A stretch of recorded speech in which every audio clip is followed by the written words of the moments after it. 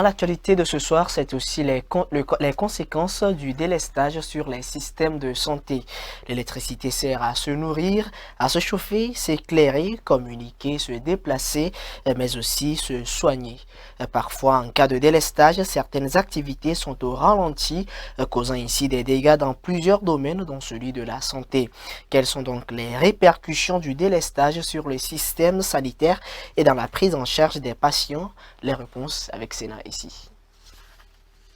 L'absence de lumière entraîne des problèmes dans les centres hospitaliers et rend difficile la prise en charge des patients.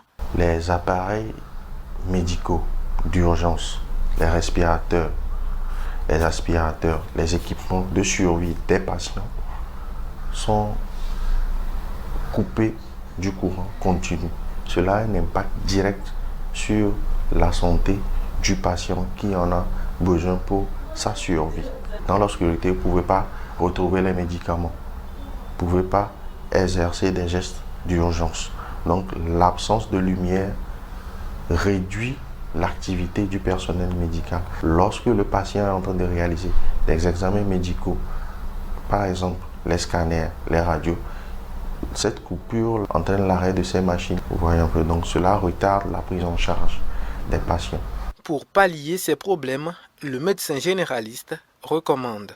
Dans la construction des hôpitaux, que ce soit hôpital privé, public, périphérique ou bien dans les villes, il est recommandé d'avoir des groupes électrogènes pour assurer la continuité de l'électricité en cas de délestage. Cela permet de maintenir un courant continu et de sauvegarder la vie des patients.